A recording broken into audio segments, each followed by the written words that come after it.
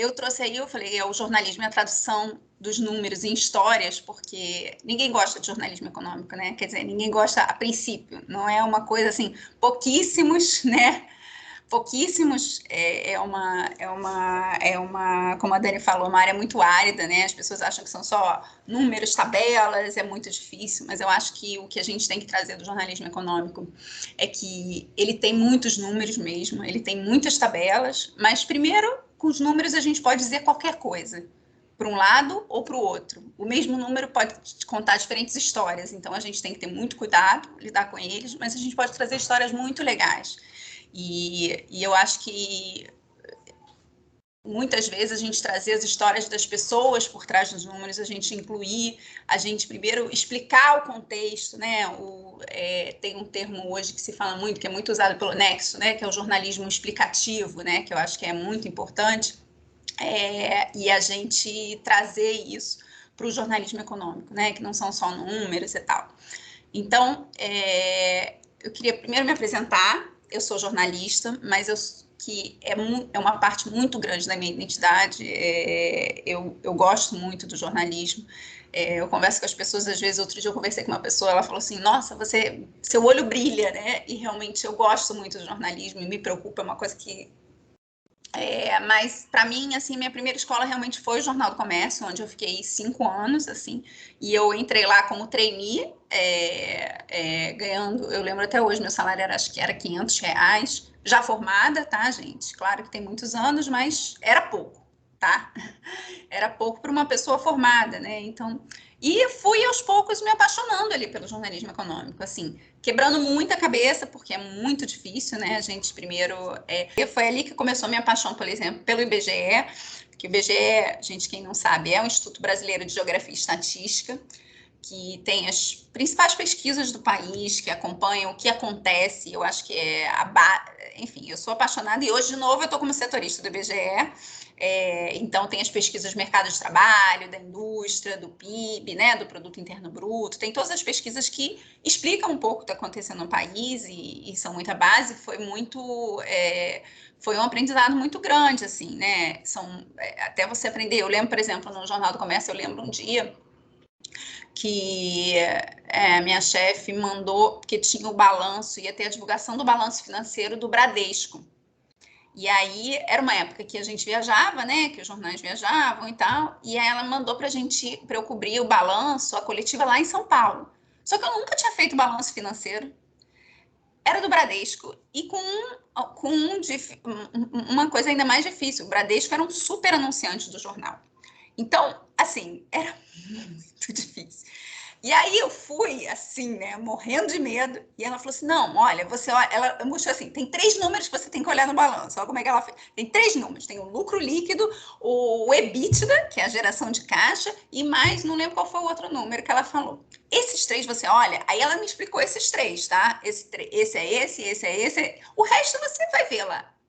O jornalismo de cidade, por exemplo, são coisas em que você consegue fazer com o seu conhecimento e dali você vai fazendo. Você não exige tanto um conhecimento prévio, um estudo prévio, né? Não um conhecimento prévio, mas um estudo enorme, sabe? Que realmente o jornalismo econômico você não pode fazer na cara e na coragem, sabe? Você tem que se dedicar, tem que ler, tem que fazer curso, tem que ouvir as fontes. Você vai ouvir uma entrevista com jornalismo econômico, não é uma entrevista rápida.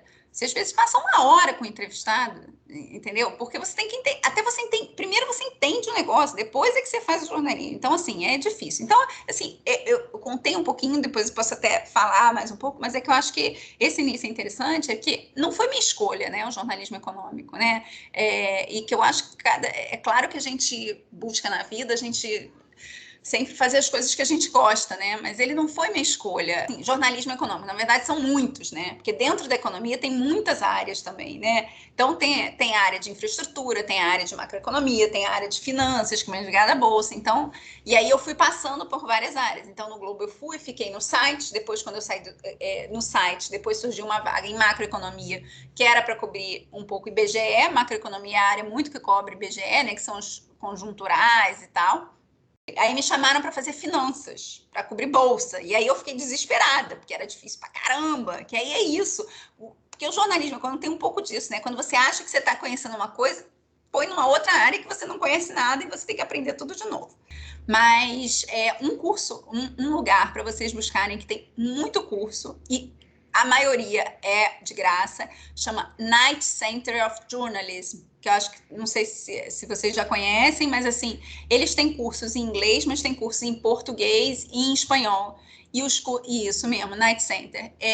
Os cursos são incríveis deles, tá, gente? São incríveis. Eu já fiz uns 4 cursos.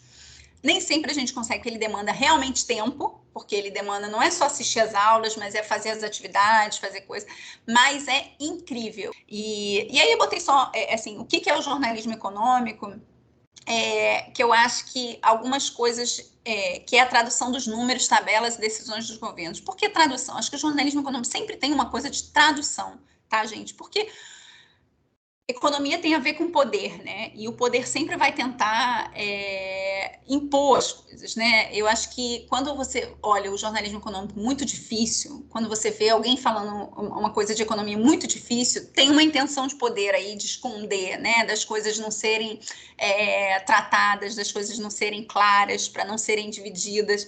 Então, aquele jornalismo econômico para o governo é muito mais interessante que fale aquelas coisas, seja difícil, que todo mundo acha difícil, que não entenda. Então, assim, tem uma onda cada vez mais forte de você tentar traduzir isso. Então, sempre no jornalismo econômico tem essa coisa da tradução. O jornalismo econômico tem que buscar cada vez mais, e às vezes a gente desliza, às vezes não desliza, né? Tentar traduzir mesmo as coisas. Que é esse não economês, tá? Que eu acho que é essa fala. Porque economês, eu não sei se vocês conhecem a expressão, economês é o falar difícil, é o falar complicado.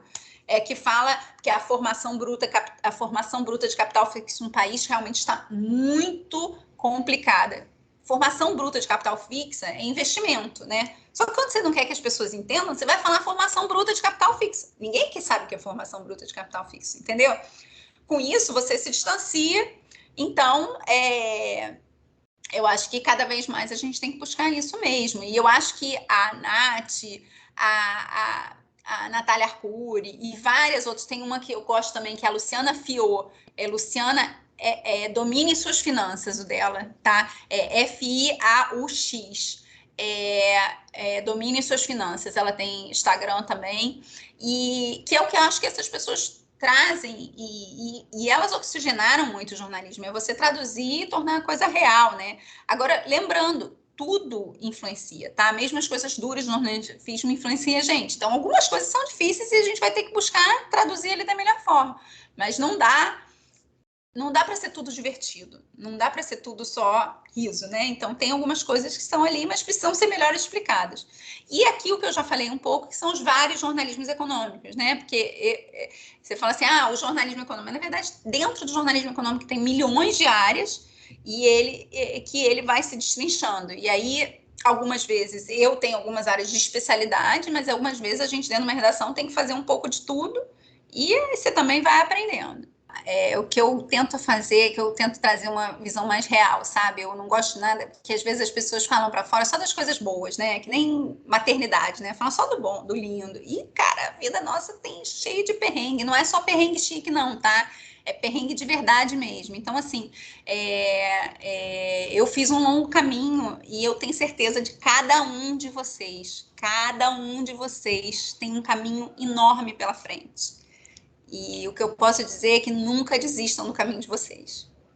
Entendeu? É isso que eu queria falar, porque nunca desistam. Não é fácil, mas nunca desistam. Entendeu? Que vão buscando, sem preguiça, sem batendo cabeça, mas o caminho de vocês está lá. E aos poucos, ele pode talvez não ser aquele que vocês sonharam, mas se vocês derem chance, vão aparecer outros caminhos legais. E é só isso que eu posso falar.